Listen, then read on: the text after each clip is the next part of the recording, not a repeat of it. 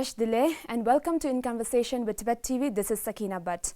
For today's episode, we will be discussing about Thukdam, which is very peculiar in Tibetan Mahayana Buddhism.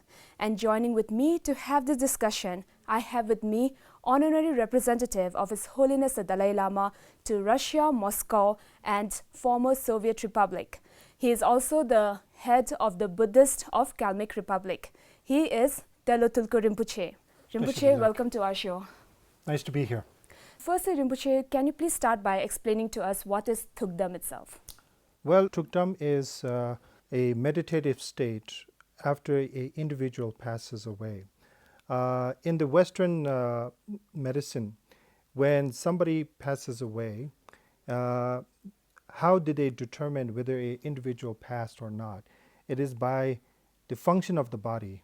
The heart rate stops, the blood flow, the veins, the function of the veins, everything stops. From a Buddhist perspective, we say that the consciousness still remains.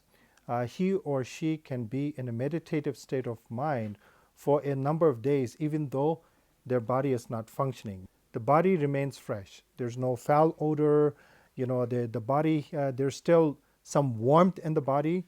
So therefore, that itself is a phenomenon. And by individual, you mean only the high lamas, they go under Thukdam and not any normal person? Not necessarily high lamas, because I think sometimes we tend to have this perception that if an individual is meditating every day, then he or she is a highly realized or a great practitioner. But there has been a case that in the past where not so well-known scholarly monks who have passed away, but have remained in this meditative state of mind for a number of days. And the question arises, how can it be? While he was alive, he was not well learned, he was not a scholar, he was not well educated. Was he a monk? But yes, he was. And but he remained in a meditative state of mind for a number of days. And I think this is all because of while he was alive, his day-to-day actions. So therefore here it shows that he may not be so educated, but he practiced. Rinpoche, how do you know that the phase of Thukdam is over? I mean, I have a little bit knowledge. I heard that when the nose starts bleeding, then... Right. According to the Tibetan medical scripture, from what we have heard, is that there is a discharge of either white or red, liquid or fluids. So it's either through the nose and also through the private parts.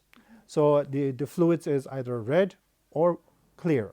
Okay. So once there's a discharge of these fluids, then that is a clear sign that the consciousness that remained in the body has dissolved or have left the body. Immediately after that, discoloration happens. There's a change in color in the body, and also slowly there's some odor that develops. So how did the scientists develop interest in Thukdam? Of course, it's in our Buddhist scriptures for many of years. This is nothing new to remain in Thukdam in the Buddhist community, not only in Tibetan Buddhist societies, but also in other Buddhist communities as well. It became an interest to the Western scientists and scholars mainly in the last 30 to 40 years. And to them, this became a phenomenon. And they wanted to learn more about that. So now there's a number of Russian scientists who are taking a very keen interest to study this as well. So I think it's very good for the academic community and for the scientific community as well to share our experience, share what is written in our Buddhist scriptures, or Buddhist science scriptures, if I may say, and to share this with the so-called modern science community. So you just said that the Russian scientists, they have just started with this. So how long has it been? Well, we just started this project just in 2018 in December. A number of Russian scientists paid a visit to the great monastic institutions in South India and Bailakopi to discuss their future projects with the abbots, the administrations, and the directors of the science centers. And all of them were in favor to collaborate and work with them. As of right now, we have set up a lab to do research on Tukdam in the future in Bailakopi at Tashi Lumpo Monastery. So we are in the setup stage right now. We did some pilot studies on monks who are meditating, checking their body temperature, checking if the audio senses are functioning or not in the state of meditation. And they had done some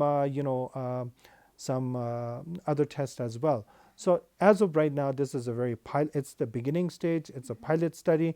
We are yet to set up a lab in Mungut, which will happen in October. And also we will be bringing a group of monks from each monastery to St. Petersburg, Russia for training on how to use the equipment, how to send the reports, how to send the data to the Russian scientists in Russia, because the headquarters of this whole Tukdam project will be based in St. Petersburg, Russia. Our monks will be the collaborators and our colleagues, and they will be doing the hands-on study or hands-on experience. And they will be collecting all the data, all the recordings, all the measurements, and they will be sending all this electronically to St. Petersburg.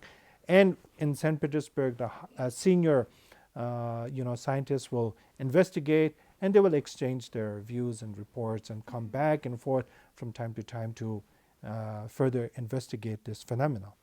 You said that in your research you are examining certain monks on their body temperature and what kind of meditation they are doing.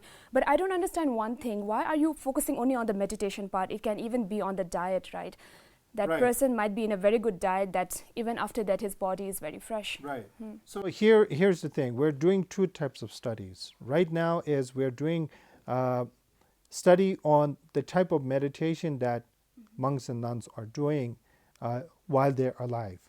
Because there's something or a certain practice or a certain technique or method that leads to Tukdam. Before we go into Tukdam, we have to do some studies on people who are still alive to see what type of meditations what are they meditating on.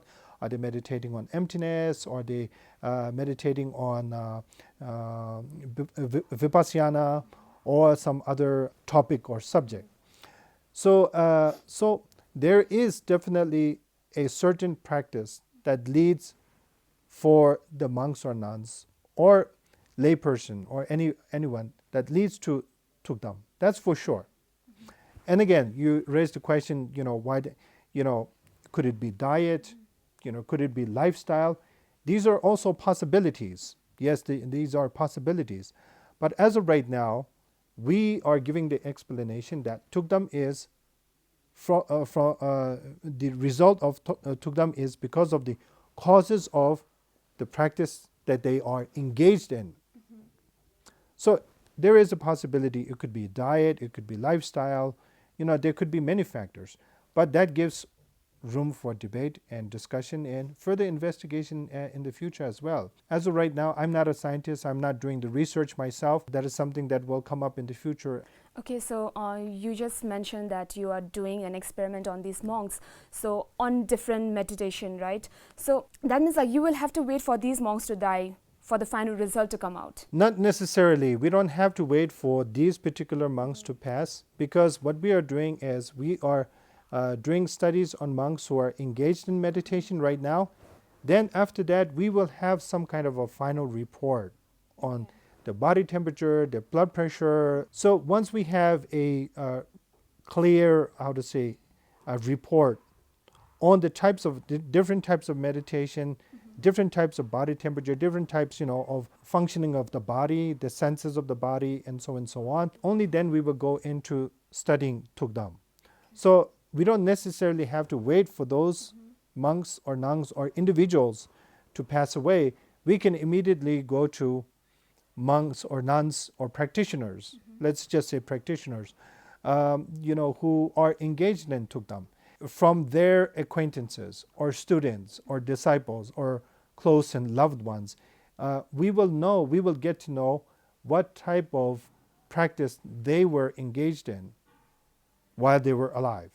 So I truly believe that the number of Tukdam that they will remain will vary from individual to individual. But for them to remain in Tukdam itself, that itself is a phenomenon. So why do all these High Lamas, they go under Tukdam, and what is the significance? Well, it could be a number of reasons. I cannot speak for every individual. But, from a believer point of view, or somebody who follows, the Buddhist tradition, it shows a very clear sign that an individual who remains in Tukdam is an extraordinary being or was an extraordinary being. This ability to be in Tukdam for a number of days shows us that through meditation we can achieve certain levels of our mind or consciousness through meditation, and we can have control over our mind. We may not be able to control over our bodies, but we can have control over our mind. Rinpoche, how much do you think that the scientists have gained belief in this phenomena? I don't know if belief is the right word, because we have this saying that scientists are non-believers. But I truly believe that all scientists are explorers and researchers, and that itself, investigating, reasoning, using our logic, that itself is a Buddhist method itself. Rinpoche, I've also heard that before a High Lama he passes away, he knows that he's going to pass away in advance. So that is how he stays in the Tukdam pose.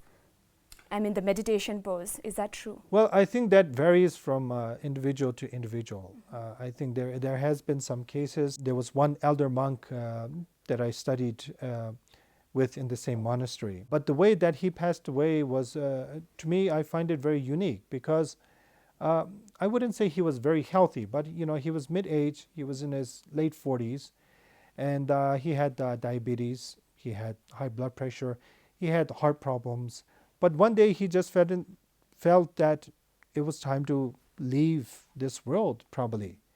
What he did is, he put on all his garments, monk's garments, fully fresh, washed. He recited a certain text. And after that, he just sat in meditative pose and passed away. Okay, so finally, can you tell us how is the research connected with His Holiness the Dalai Lama's vision of mind and science? Well, it's very much connected because number of reasons. Number one, His Holiness himself has been very interested in modern science for over 30 years. He's had a very keen dialogue and discussion with many Western scientists, not only from America, but from many different countries as well. His Holiness the Dalai Lama's interest in the Western explanation of consciousness and the functioning of the consciousness, and how the consciousness is related to the brain, and how the brain is related to the mind, how these are all interconnected. In Buddhism we call dependent origination, that we are all dependent on each other and we originate from each other. To give a explanation based on the scriptures alone is not sufficient enough. Therefore, they must use the modern technology in order to explore and widen and to find the answers. And through this technology and method, through their knowledge, they will be able to explore more. And I'm sure that we will find many, many answers. This is really not a case to prove the Buddhist point, but it is truly to give answers to the unanswered questions that they have. I had a really good time doing this conversation with you. Thank you so much for coming to our show. Thank you. Thank you. Thank you so much for watching, and see you in the next episode of In Conversation with Tibet TV.